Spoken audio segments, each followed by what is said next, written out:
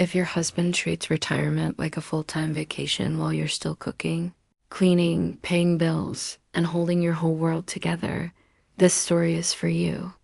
You did not survive decades of marriage just to become his unpaid nurse and housemaid. Stay with me for a few minutes, because what I'm about to share might be the wake-up call you've been needing. Before we go any further, tell me in the comments right now, which country are you watching this from?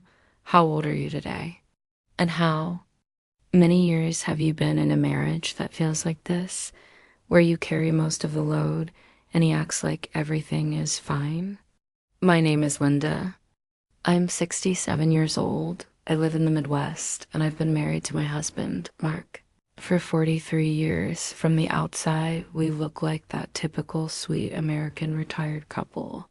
Cute little house, paid-off minivan, grandkids on weekends, matching coffee mugs that say his and hers. But what those mugs should really say is his, remote control, and hers, literally everything else.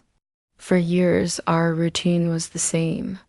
Every morning, Mark would shuffle into the kitchen in his worn-out, world's best grandpa t-shirt and say, "Hey babe, what's for breakfast?" Like we were stuck in 1973 and I was on permanent kitchen duty.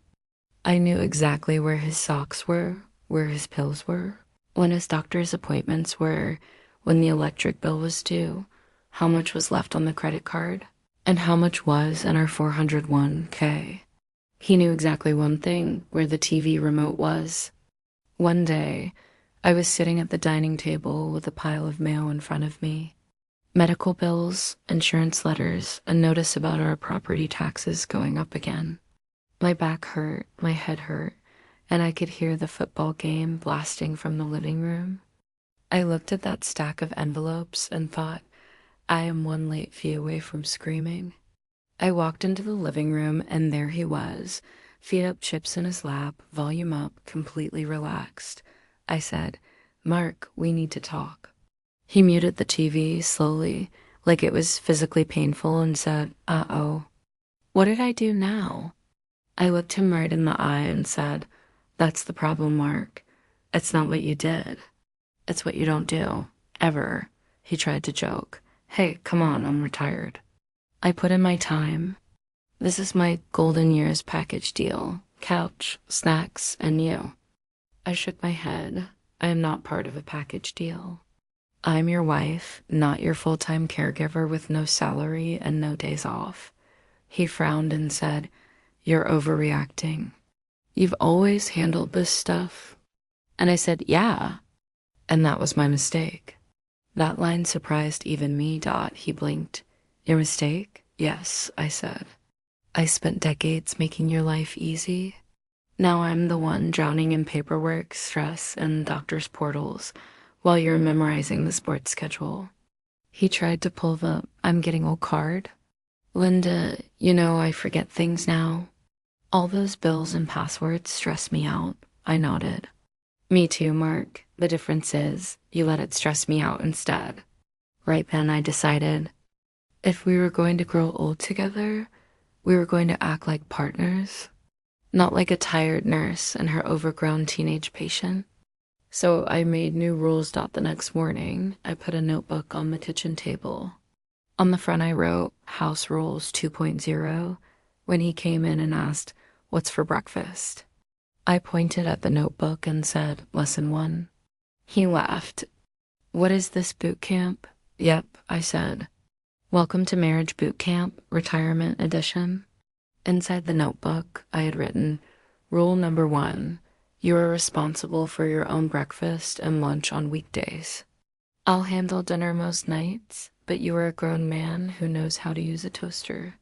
Rule number 2, you handle all the utility bills from now on. Electric, water, internet. I'll sit next to you the first couple of times and show you how to pay them online, but I will not do it for you. Rule number 3, you walk at least 20 minutes a day. If you can wander Walmart for an hour, you can walk around our block. Rule number 4, no TV until the important stuff is done, meds taken, mail sorted, any phone calls made. ESPN is not a medical emergency. He stared at those rules like they were written in another language. He said, "You're serious?" I said, "Dead serious." I married a husband, not a man-child with a retirement plan. The first week was rough. He put bread in the toaster and forgot to push it down. He clicked around on the electric company website like it was a bomb he might set off. He grumbled on our walks, saying, "My buddies don't have to do all this." I told him, "Your buddies can do whatever they want. I'm not married to them. I'm married to you. And I need you to actually show up for this marriage." One afternoon, we were sitting at the computer paying the gas bill. He messed it up twice and had to re-enter the card number. He slammed his hand on the desk and said, "I hate this. I feel stupid." I took a breath and said, "You're not stupid, you're out of practice. You've had a full-service wife for 40 years.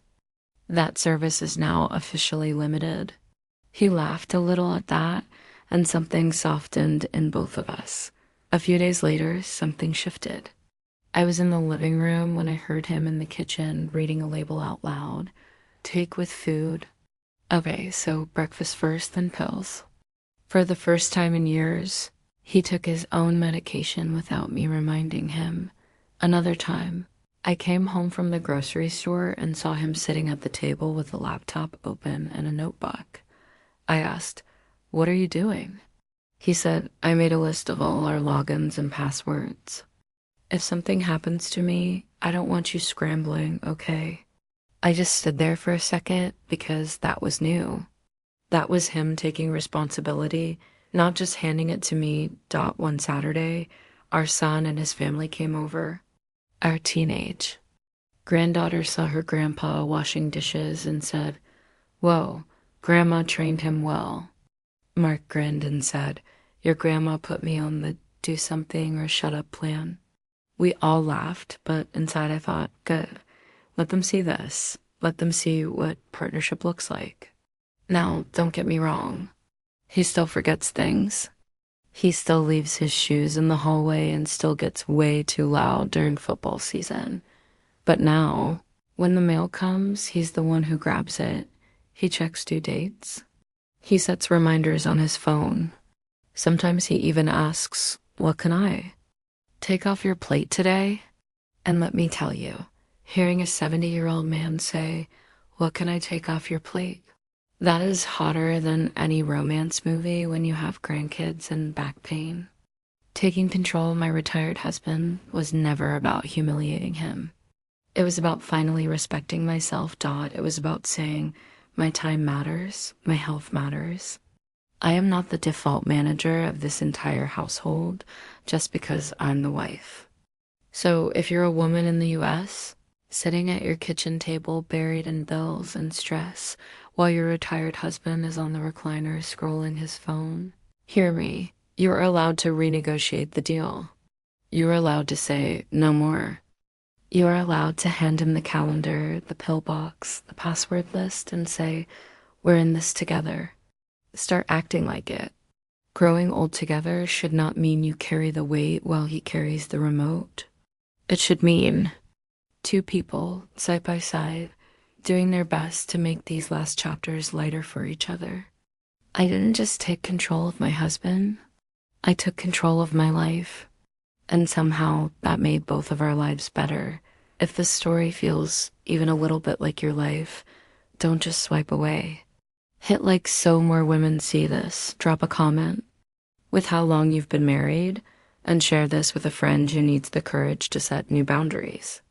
And make sure you follow Lumisette Narratives for more raw, honest stories about love, aging, and finally choosing yourself, because your golden years are not supposed to be spent carrying everything alone.